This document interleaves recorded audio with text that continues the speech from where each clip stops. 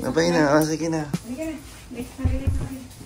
It's Monday at sobrang bangag ko talaga dito kasi umuwi ako ng maaga from work dahil sa masama yung pakiramdam ko. Ingat kayo, May.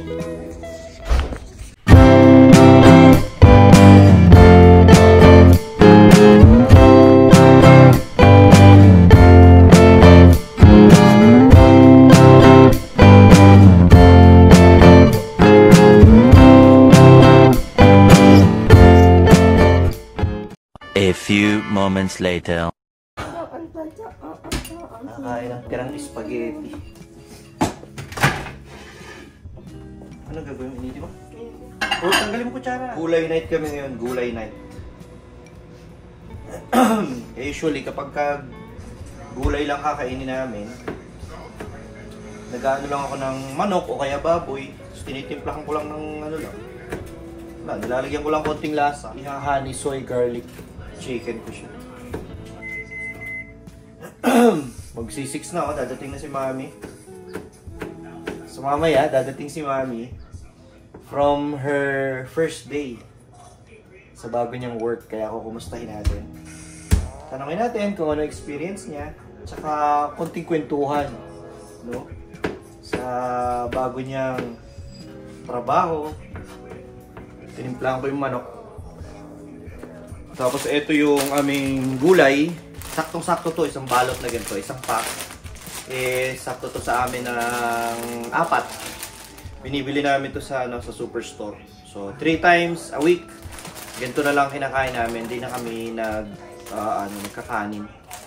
One eternity later. Nandito na si Mami. Nakita ko nag-notify na yung yung aming camera sa labas. Hello! Ano na? Kamusta? Laban? Yeah. Laban? Laban ng laban. Laban ng laban.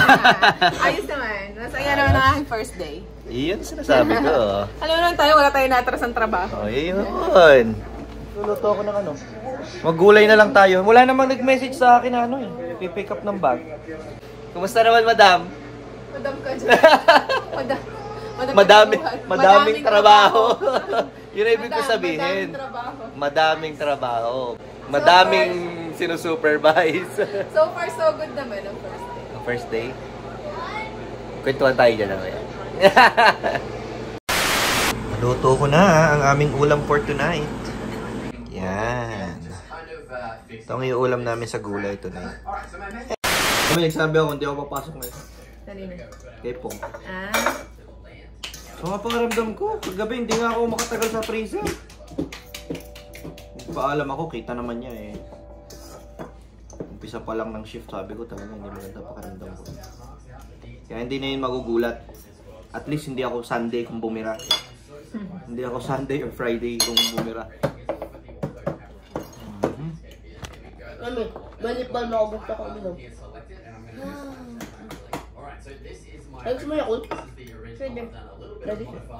Sige, gusto ko isa. Sinilip ko yung vacation ko parang nasa 80 plus ka na. 80 plus eh. Sa 80 plus na hours eh.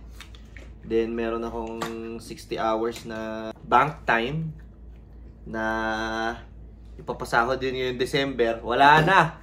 Hindi na dadaan sa mga palad ko ang 60 hours. Naipangako na. Yun yung kanilang yun yung papasko ko sa kanila. 60 hours of bank time. Bunga ng overtime.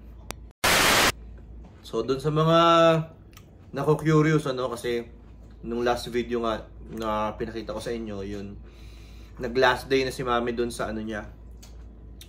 Sa kanyang work na tagal-tagal, sabi ko nga sa inyo, ang tagal din niya nag-work doon. Nung international student pa si Joyce, nagkaroon ng temporary policy. So yung mga international students, na-allow sila na mag-work ng full-time. Kasi pandemic din eh. O kasi pandemic, kung kaya. So simula noong time na yon nakapag-work na siya dito sa daycare na to ng full-time kahit estudyante pa siya. Tapos hanggang doon nga sa gumraduate na siya, nag-PGWP siya, nandito siya under ng employer niya na to. Well, sa totoo, hindi naman siya talaga umalis ng kumpanya. Kasi siya ay nasa same company pa din until now. But different location. Pero sa ibang center na ibang location. Yung mga bago lang sa channel, tsaka yung mga hindi nakakala. Ano bang work mo? Dati? Since nung nag-aaral ka pa, anong work mo dito sa... Early childhood educator. Kung ano yung tinapos ko sa Bo Valley as international student, yun na yung naging work ko while still studying. Which is good kasi while studying, I'm earning at the same time. Kasi nagpa-practicum. So at least para siyang naging paid practicum.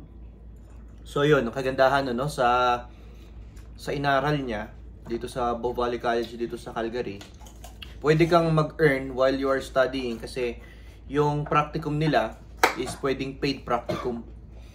No, inaalaw yun. Dun sa mga kagaya ko na early childhood yung kinukuha noon.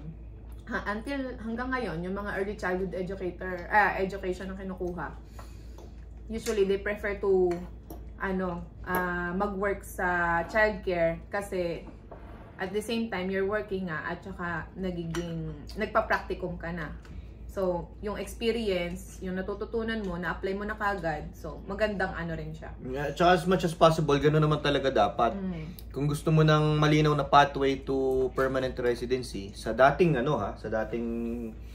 policy. Hanggang ngayon ano? Nagkaroon lang kasi siya ng pinto-back. Parang yung dating diretso ka makakapasok dahil eligible ka na. Ngayon parang hinarangan nila ng isang way, which is yung EOI nga na nila tinatawag, tapos bibigyan ka nila ng invitation to apply. Dati kasi, diretso ka na, basta eligible ka, 6 months working in the field nung tinapos mo, automatic eligible ka for AOS. So ngayon, even though you're eligible, kung hindi ka nabibigyan ng invitation, so hindi ka makaka-apply.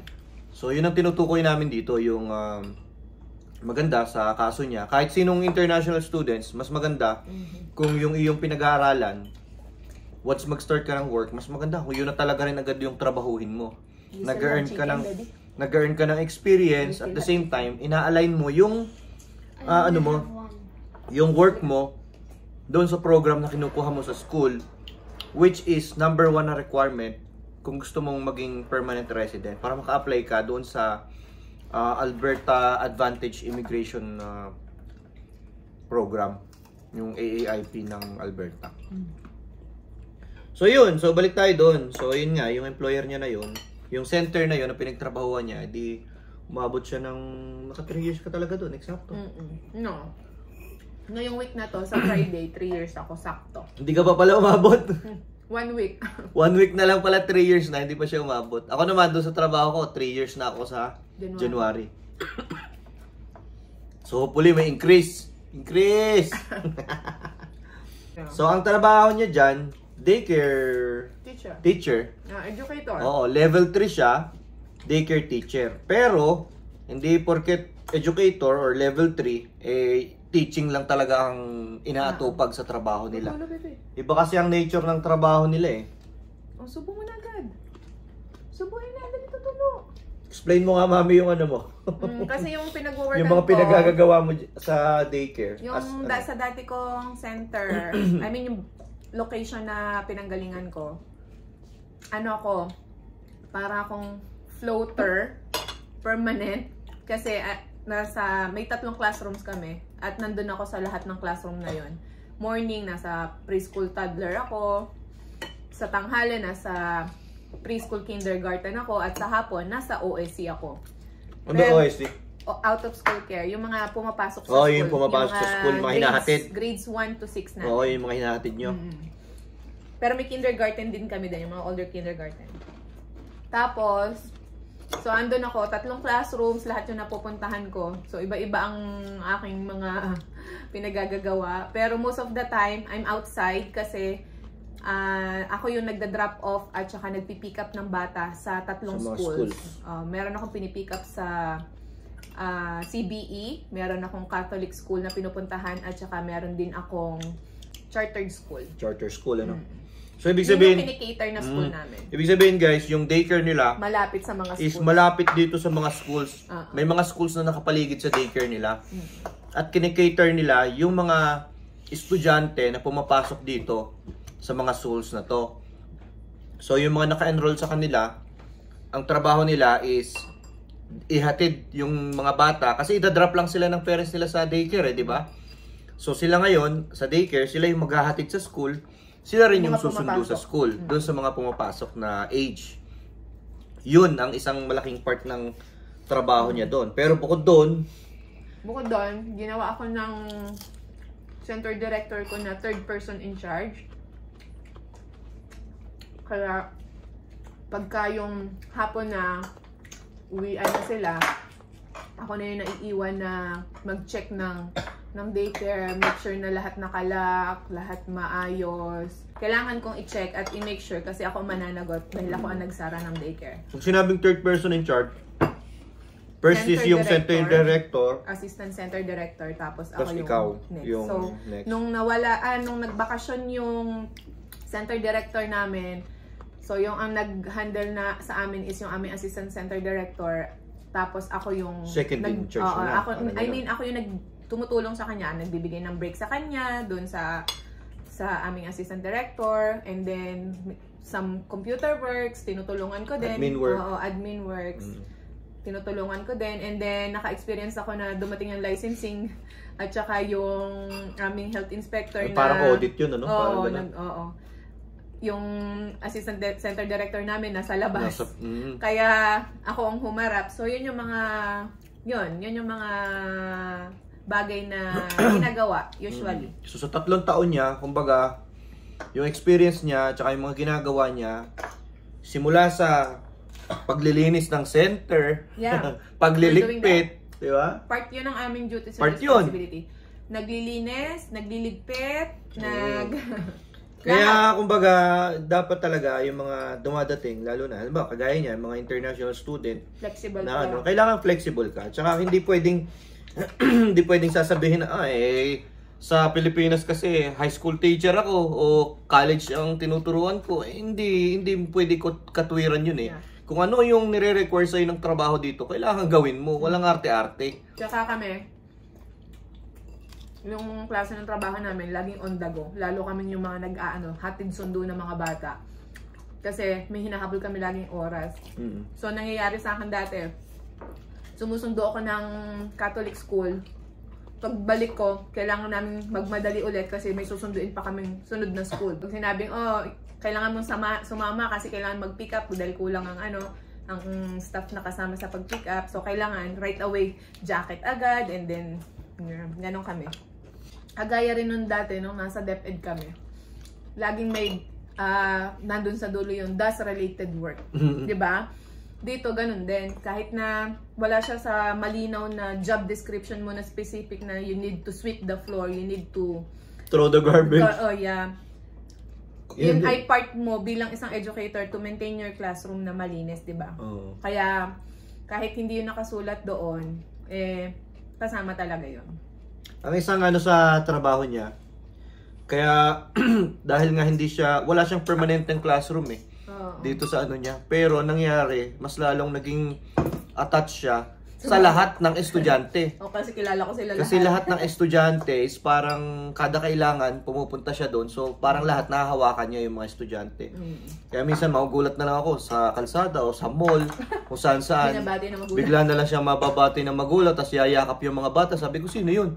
Mga nila, yung mga estudyante nila sa daycare.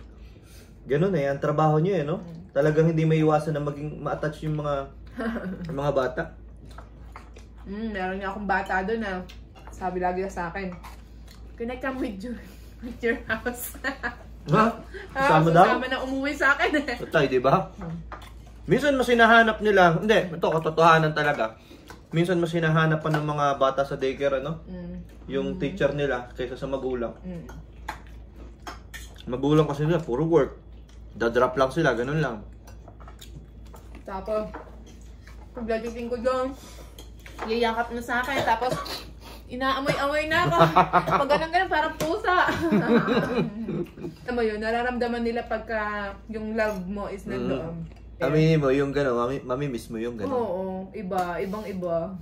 Kasi, masarap din talaga yung nasa classroom ka kasi siyempre iba yung ikaw ang nagbibigay ng development doon sa mga bata. So kaya ako nasabing mamimiss niya kasi nga ang nature ng trabaho niya ngayon sa nilipatan niyang center ay malaki na yung pagkakaiba. So hindi na siya yung direkta na kasama ng mga bata, na magtuturo sa mga bata, kundi administrative administrative position niya na yung kanyang hahawakan ngayon. So kung dati mga makukulit na bata yung lagi niyang kasama, ngayon makukulit na matanda na. So ilang teacher ang hawak mo doon? Meron akong hawak na 7 classrooms with 2 staff each classroom, and then may mga floater din kami na na nahahawakan. Tapos pag umuwi yung kasama ko na same position ko, ako na yung hahawak ng lahat ng ibig sabihin lang, para magkaroon ng idea, kasi parang gaano kalaki yung laki ng center na to ngayon doon sa dati mong pinagtatrabahuan? I think kung ikukumpara. 20 classrooms. Sa dati? 3 classrooms. Sa dati, 3 classrooms. Dito sa bago, nasa 20. So, ibig sabihin, sa buong center, kasi building siya, no? Building. Malaking building siya, na 2 floors. Basement. May basement pa. Pati basement, may classroom din yun. So, ibig sabihin, ang dami yung teacher doon. Nila, pala na teacher doon. 54 teachers. 54. Kumpara sa dito, ilang kayong teacher lang dito? 14. Ang laki, no? Ang laki ng pagkakaiba. Tapos ngayon, ang hahawakan niya is yung mga teacher mismo. Kasi nga, or supervisor. Yun. Teacher ka. Supervisor ng mga teacher. So, like, i-guide mo sila, syempre. Tutulungan mo pag kailangan ng tulong, pagka may mga something na nangyari sa bata. Dati ako yung gagawa ng report, ngayon ako na yung tatanggap ng report at pipirma at tatawag sa magulang. Kailangan ka inform right away.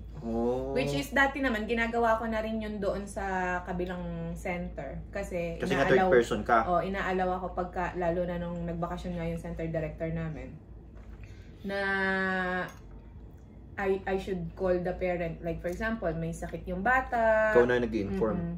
Tinatawagan ko na.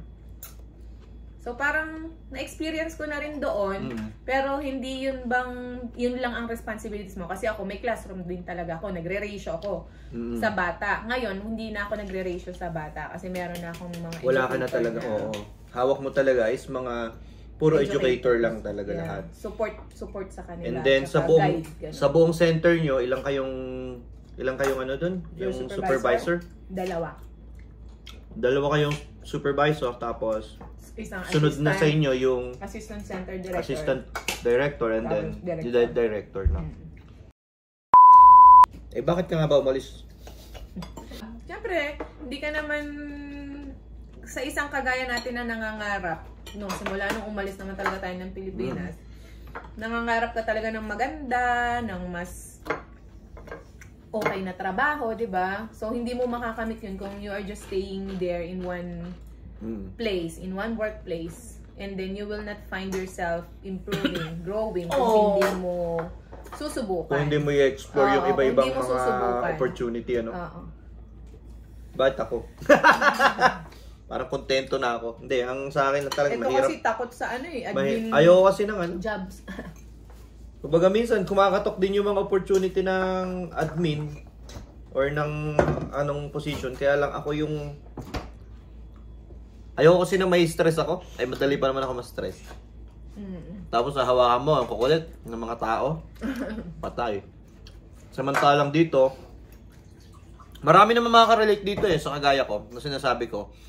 Marami, kahit kaya nilang magtaas ng posisyon, mas pinipili nila na magstay na lang as operator or level 1 or kung ano man. Kasi, sarili mo lang intindihin mo, hindi ka mag-iintindi ng ibang tao. Walang sasama ang loob sa'yo. Parang ganun. Walang stress. Kumbaga, in short. Walang stress. Siya kasi, pag kami sumama ang loob, dadamdamin. Kaya, kasi yun talaga ang isang... Kasi mahirap Hindi mo naman mapiplease ang lahat. Yeah. Pag nagdesisyon ka, laging may may mapapaganda, merong At saka, tatamaan. pag naging admin ka, you're working for the company. Kaya... Hindi ka na pro company ka na. Dito naman, alam mo naman, business is business. Yun ang nag-hold back sa akin. So far, so good naman. Ano, experience mo kanina? First day. Kasi first day mo kanina. First day, syempre, yung utak ko lumilipad kasi sa dami ng, ganito yan, ganito. So talagang marami akong tanong, tapos ganito, ganyan, yung bigay sila ng bigay para sabi ko, ano ba yan, lahat na lang, para lumaki na yung ulo ko. Ang daming inputs, tapos hindi mo alam kung paano mo pagkakasyahin sa utak mo. Kung matatandaan ko kung matatandaan mo ba? Maraming code. Hindi naman mag-expect sa'yo na mga ganun makukuha mo sa isang first day. Wala mong ganun. Mag-vitamins muna, mag-ready na kasi it's 8 o'clock na. Tsaka ano, sasablay at sasablay ka. Huwag mo sabihin hindi ka sasablay. Sasablay at sasablay ka minsan sa trabaho mo. At normal yun. Yeah. Ano mamimiss mo sa dati mong trabaho? Everything. Mamiyak na naman! Yun na, tapos na. Tapos na? No, mamimiss ko yung mga bata. Siyempre, napamahal na rin yung mga mahirap ma-attach. Kwento mo yung ano? Mahirap ma-attach kasi talaga yung mga bata, mamimiss mo yung... Sobrang lambing, ano? Oo, kulang na lang itakbuhin ka kaysa sa magulang nila. Gusto na nga, isa yun na sumama umuwi ng bahay, di ba? Yun, mamimiss mo yun. At saka, syempre, meron nga doon bata na ayaw nga ipasabi ng nanay na aalis ako kasi talagang pinamalitan niya sa neighborhood nila. Na meron siyang favorite na teacher sa daycare. Na teacher sa daycare. Tapos, malalaman niya na aalis na pala. At hindi na nila makikita. Sasaktan yung mga yun. Pag nalaman, pag ilang araw ka nang hindi nakikita dun. Bagay, mga bata, madali naman makalimot. Madali naman maka-adjust yung mga makalimot bata. yung mga bata. Oo. Yung mga ka-work ko, syempre. Wala Everyone is so nice. Love ko naman silang lahat. Tsaka, syempre, hindi ka naman mag-grow kung ano, di ba? Yung experience mo, lahat-lahat. Talagang napaka-supportive nung assistant director namin tsaka nung center director. As in, pagka may bagay na, kailangan mo to, matutunan mo as third person. Talagang inaalaw nila akong gumawa. Although sabi naman nila nga is, alam mo naman namin, kayang-kaya mo yan kasi magaling ka sa computer. Pero ito yung mga trabahong ginagawa namin as admin. So, binibigyan nila ako ng guide. Kumbaga, malaki na itulong sa'yo kasi kumbaga, hindi na bago sa'yo lahat. Kasi nakita mo na. Ko na yun, Nandun na kasi yung pinagkatiwalaan ka na kasi nila Tapos, tinuro na kasi sa'yo yung ibang part ng ganong trabaho sa admin. Kaya kahit paano, hindi ka na sobrang bago. Hindi naninibago. Yun.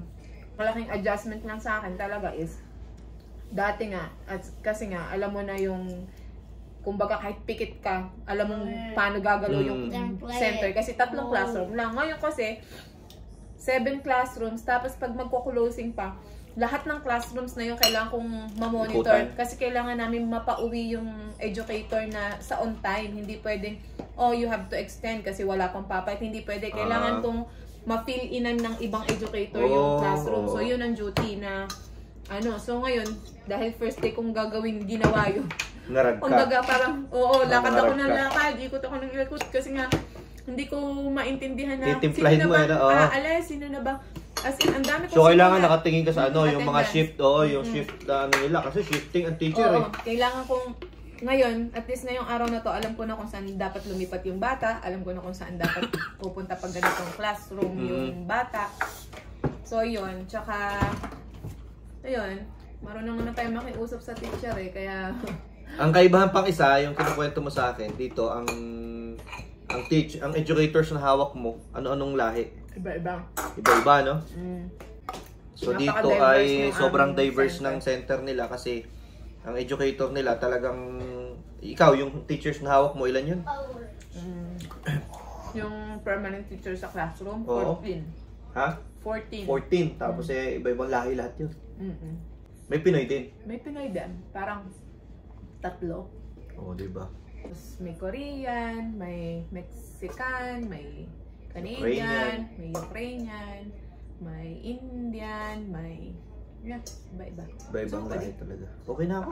Subusin ko ito sa'yo. Busog na ako. So So, yun. Sa mga nag-alala at saka sa mga na-curious, ano, kung bakit nga ba siya nag-last day doon sa work niya, doon sa last vlog namin, relax lang tayo. Kasi, ano naman, it's her choice. Actually, nung nag-decision siya doon, tinanong pa niya ako, pero kinonsult niya ako. Pero sa akin naman kasi kung saan mo nakikita na mag-go-grow ka, para sa iyo naman 'yan. 'Di ba? Di i-push mo kasi dati pa yun no? Dati pa yun ino-offer. Dati pa naman kasi yung ino-offer sa kanya. Pero lagi namin pinag-usapan. Sabi ko, inilipat ko ngayon 2 batang malapit sa akin. Tapos aalis ako doon, 'di ba? Kasi kung natatandaan niyo, 'di ba nga, ang aming naging teamwork is yung mga bata sa dati nilang school, inilipat namin dito sa bago nilang school. Kasi yung bago nilang school, nasa tapat ng center niya. Tapos isa yun sa kinikater namin na... Tapos sumusundo din siya ng bata, ng mga taga-daycare, doon sa, doon sa school na yon. So ngayon, nalipat siya ng daycare. So paano na yan? Yun ang number 1 na iniisip namin noon. Plus, ako naman, ang concern ko naman is iba. Ang concern ko, dito, nagdadrive lang siya ng ilan? 7 minutes dito sa dati niyang center. Pero dito sa nilipatan niya, dadrive na siya ngayon ng nasa 15 to 20 minutes. Ganon, lumayo siya, malayo. Maalwa naman yung biyahe. I experience ngayon yung gabi. Pero mabilis naman. Parang kasi nakaalis ako dun, mga 6, halos 6:30 na rin eh. Ang inaalala ko is yung malalang winter na hindi naman siya sanay. Dumadaan siya sa highway. Kasi hindi ka makakapunta doon sa location ng bago niyang center from our house na hindi dadaan ng highway. Pag sinabi kong highway, yung talagang nagwa 100, 120. Dito dati, loob lang to, yung dinadaanan niya, 50 lang ang takbo dito, 60 pinakamabilis. Ngayon, mas malayo, dadaan ng highway, yun ang dadrive niya araw-araw. Kaya nga lang, siya na rin nga nagsabi, di ba? Paano siya matututo, paano siya masasanay kung hindi niya itatry. Sabi ko, sige. Yun lang naman ang concern ko. But yung sa school ng mga bata, na workout pa rin naman namin, na ganun pa rin. So, sa schedule niya na nakuha dun sa bago niyang trabaho, siya pa rin ang nagdadrop ng mga bata sa school, pagpasok. And then sa hapon, same pa rin. Ako naman yung nagpipick up. Kaibahan nga lang, hindi ko na sila napipick up sa loob ng school. Ibibigay sa kanya. Oo. Dati kasi pumupunta na yung mga bata sa office. Kasama niyang pinipick up with the other kids na pumapasok sa daycare. Pero ngayon, sila na yung nag-aantayan. Sabi ko, mag-antayan kayo para sabay-sabay kayong lalabas papunta sa akin kung saan ako nakapark. So yun ang setup namin araw-araw. Wala naman halos nagbago sa diskarte naming mag-asawa pagdating sa school ng mga bata. Yeah. Ganun pa rin. Isa pa yon na nag-grow sa akin yung driving skills niya. Tamad kasi yan. Pag nandito lang sa city, kada lalabas kami, hindi naman nagdadrive, laging ako. So ngayon, wala kang choice. Pupunta ka dyan, dadakang highway, ikaw magmamaneho. So yun, hanggang dito na lang yung ating kwentuhan. Napahaba na masyado. Thank you for watching this video and see you on the next one. Bye!